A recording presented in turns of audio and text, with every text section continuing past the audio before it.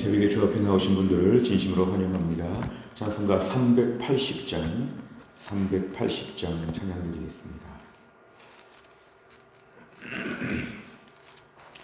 찬송가 380장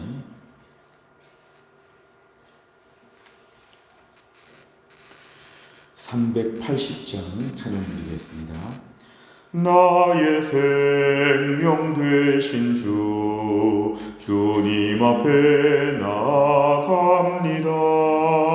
주의 흘린 보혈로 정케하사 받아주소서. 날마다 주를 찬송하겠네. 주의 사랑 줄로서 나를 굳게 잡아 매소서. 괴로운 세상 지낼 때 나를 인도하여 주소서. 주를 믿고 나가면 나의 길을 잃지 않겠네. 날마다 주를 찬송하겠네. 주의 사랑 줄로서 나를 굳게 잡아 매소서. 세상 살아갈 때에 주를 더욱 사랑합니다. 밝고 빛난 천국에 나의 영혼 들어가겠네. 날마다 주를 찬송하겠네. 주의 사랑 줄로서 나를 굳게 잡아 매소서. 아멘. 하나님 말씀은 신명기 23장입니다.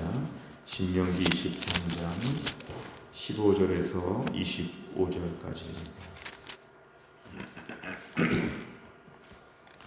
신명기 23장 15절에서 25절입니다.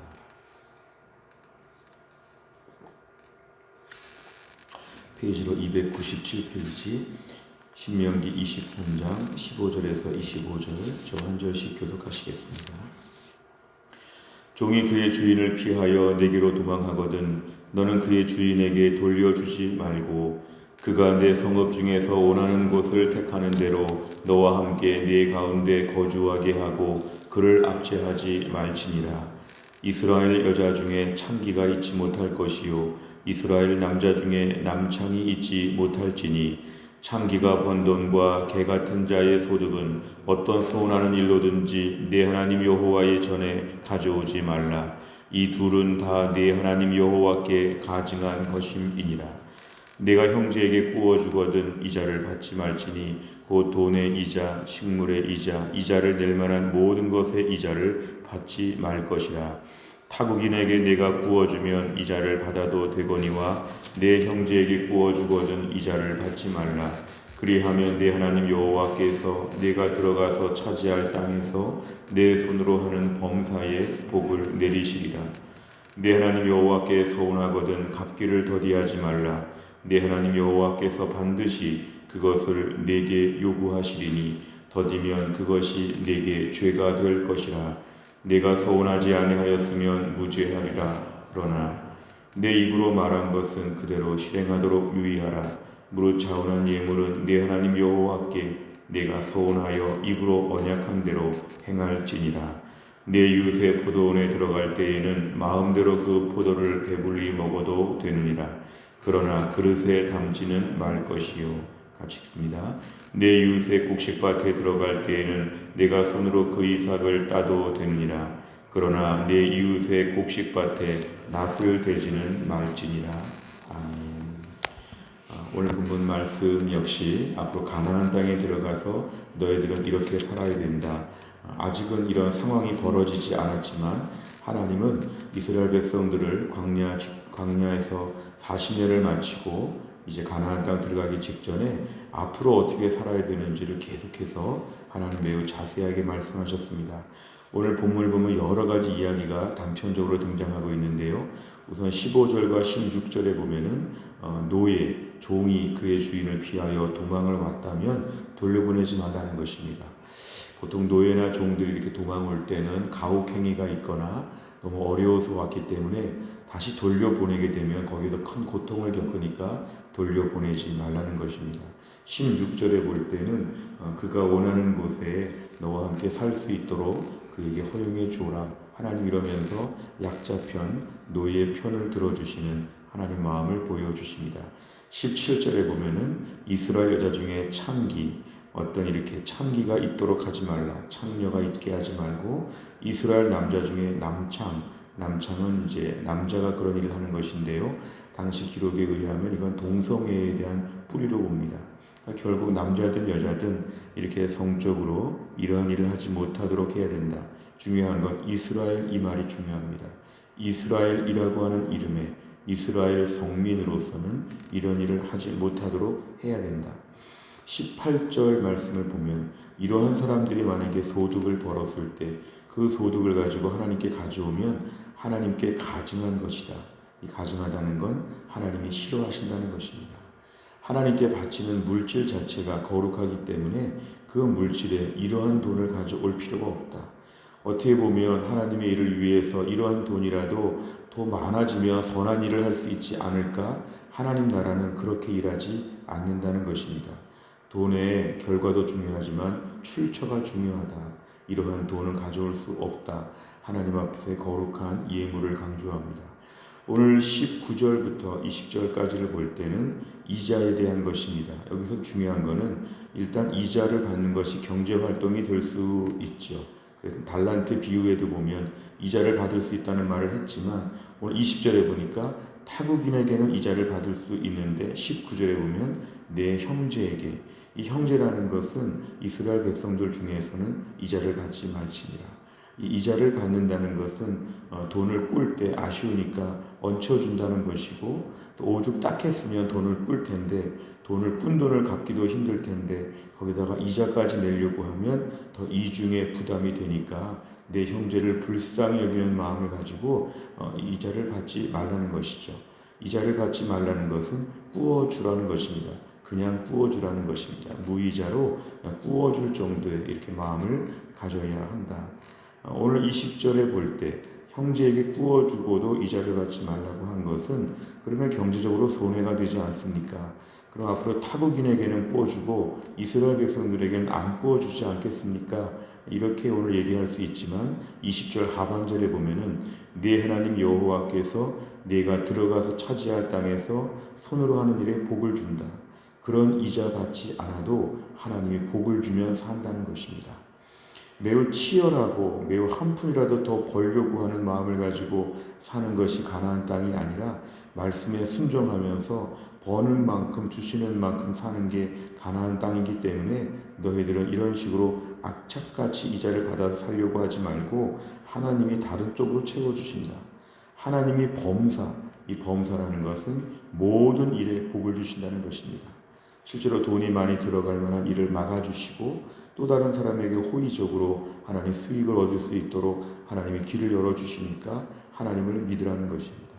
오늘 21절부터 23절까지를 보면 서운에 대한 것인데요.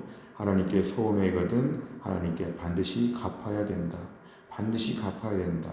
특별히 23절에 보니까 내 입으로 말한 것, 특별히 예물에 관한 것 다 갚아야 된다. 하나님께 갚아야지만 하나님이 내 모든 경제생활을 하나님 풀어주신다. 서운한 것은 갚으라. 이렇게 얘기합니다. 오늘 24절과 25절에 보면 내 이웃이란 말이 중요한데요. 아무데나 가면 안 되고 내 이웃에 있는 포도원에 들어갈 때 서로 다 똑같은 입장입니다. 상대방이 우리 편 포도원에 들어가서 포도 먹을 수 있다는 것입니다. 포도를 마음껏 먹을 수 있다. 근데 그릇에 담지는 말라는 것은 이거는 좀 양이 많은 것이고 이렇게까지 담아가면 손해가 된다는 것이죠. 그릇에 담는 생각은 하지 말라. 25절에 곡식밭에 들어가서 손으로 이삭을 딸 수 있는데 낫을 댄다는 것은 조금 더 사업적으로 조금 더 많은 것을 또 하는 것이기 때문에 이 정도로 가져가면 안 된다. 이게 본격적으로 남의 것을 가져가는 건 안 된다. 그냥 네가 먹을 만큼 먹는 건 서로가 다 양해해줘도 된다. 이게 하나님의 공동체 안에서의 서로 돕고 사는, 또 서로 이렇게 마음을 여는 이런 것입니다. 지나치게 한 푼이라도 아끼고 빼앗고 또 지키려고 하고 이런 식으로 살지 말고 하나님이 돌보시는 그러한 공동체로서의 삶을 살되, 그러나 일정 수준 이상의 그릇에다가 막 담아가거나 낫을 대고 한꺼번에 많은 걸 베거나 이렇게 하는 건 안 된다. 하나님 오늘 본문의 말씀을 통하여 경제적인 부분에 있어서 많은 부분을 우리에게 가르쳐 주셨습니다. 오늘 내용과 찾아보시면, 첫째, 모세는 백성에게 여호와의 전에 어떤 소득을 가져오지 말라고 가르칩니까? 18절에 보면은 창기가 번 돈과 개 같은 자의 소득. 이 개 같은 자, 이거는 주석적으로 볼 때는 남창을 얘기합니다.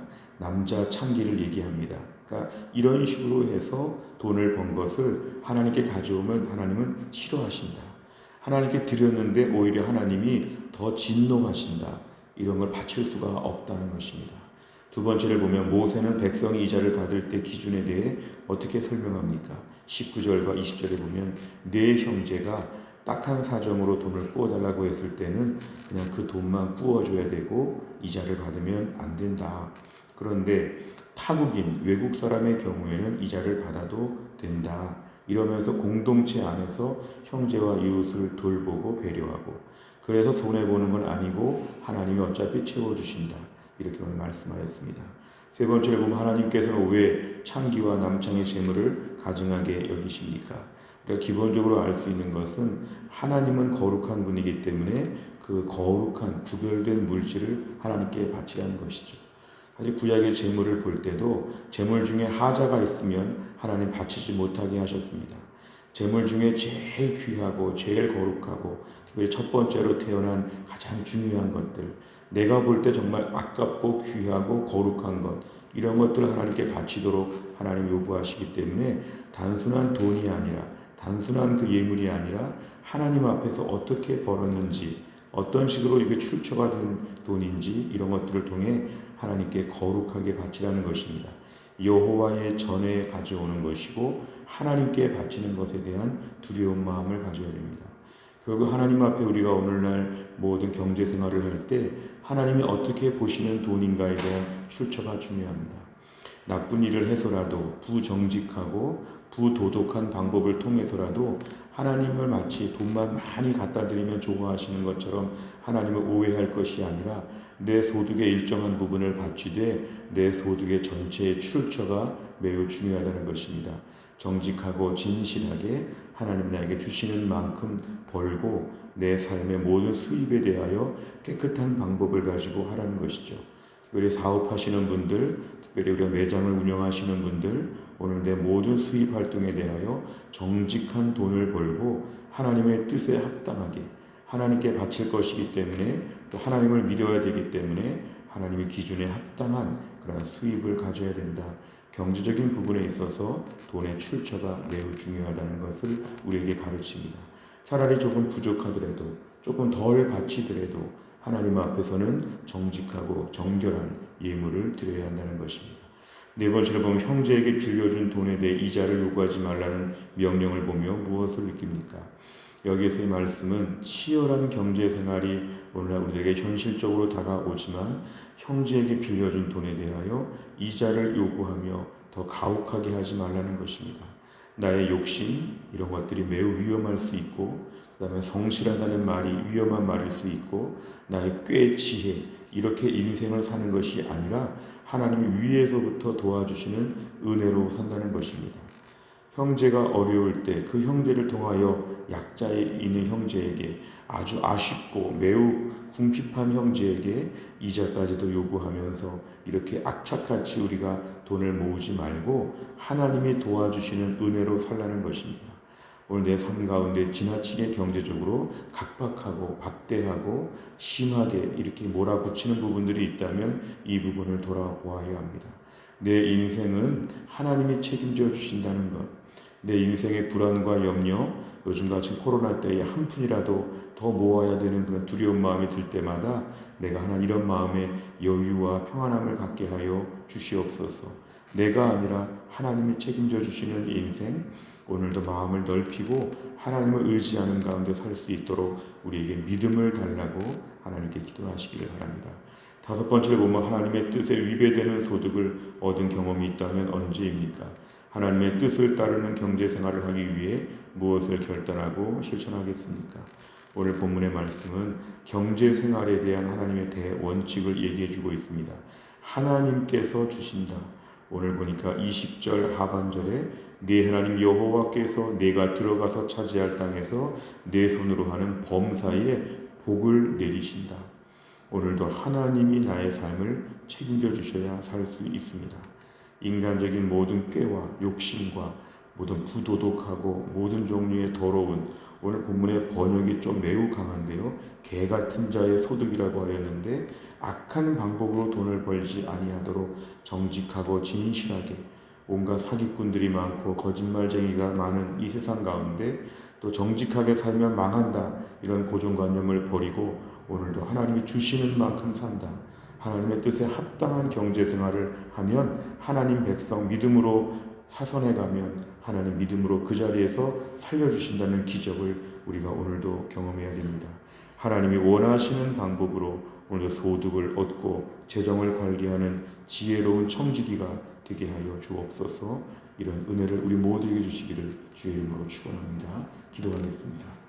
아버지 하나님 감사합니다. 이 새벽에도 하나님이 저희를 깨우시고 주 앞에 나와 기도하게 하신 하나님, 매일매일 말씀을 조금씩 읽고 기도하며 하나님 앞에 온전해지는 귀한 과정을 우리가 밟을 수 있게 하신 하나님, 오늘의 말씀을 통해서는 악착같이 사는 경제생활이 중요하지 아니하고 수단과 방법을 가리지 않고 돈만 많이 벌면 되고 헌금만 많이 하면 된다고 하는 방식을 하나님 원하시지 아니하고 깨끗하고 정직하고 하나님의 뜻에 맞게 경제생활을 하라고 오늘 우리에게 말씀하여 주셨습니다.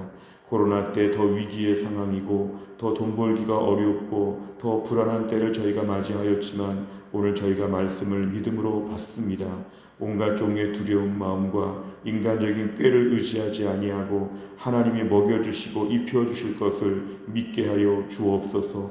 광야 40년을 경험했던 이스라엘 백성들이 광야에서도 발이 부르트지 않도록, 옷이 헤어지지 않도록, 굶어 죽지 않도록, 목말라서 고통받지 않도록 돌봐주신 하나님께서 가나안 땅에서도 하나님을 믿고 전적으로 절벽 위에서 하나님만 바라보고 살라는 이 명령을 받아야 됐는데 오늘도 우리가 이 말씀에 순종하게 하여 주옵소서. 하나님의 뜻에 따라 돈을 벌고 하나님의 뜻에 따라서 주신 만큼 이 땅의 경제 생활을 누리며 베풀며 살 수 있도록 축복하여 주옵소서. 한날의 일정을 주님께 의탁하오며 오늘도 우리가 주 앞에 나와 기도할 때 우리 가정의 모든 기도 제목들을 응답하셔서 사랑하는 남편을 영육간에 강건하게 하시고 사랑하는 부모님을 영육간에 강건하게 하여 주시고 믿지 않는 식구들이 돌아오게 하여 주시고 우리 가정의 모든 물질적인 것, 모든 건강에 대한 것, 모든 염려와 근심 이 아침에 주 앞에 다 고백할 때 하나님께서 응답하여 주시고 기적을 주시는 아침이 될 수 있도록 역사하여 주옵소서. 모든 걸 주님께 의지하오며 예수님의 이름으로 기도하옵나이다. 아멘. 우리 교회는 금요일을 맞이할 때마다 다락방과 전도의 세 가족을 위하여 기도합니다. 71번부터 84번까지 오늘도 간절한 마음으로 100대 기도 제목으로 기도해 주시길 바랍니다. 주기도문 하겠습니다. 하늘에 계신 우리 아버지여, 이름이 거룩히 여김을 받으시오며 나라 임하옵시며 뜻이 하늘에서 이룬 것 같이 땅에서도 이루어지이다. 오늘날 우리에게 일용할 양식을 주옵시고 우리가 우리에게 죄 지은 자를 사하여 준 것 같이 우리 죄를 사하여 주옵시고 우리를 시험에 들게 하지 마옵시고 다만 악에서 구하옵소서. 대개 나라와 권세와 영광이 아버지께 영원히 있사옵나이다. 아멘.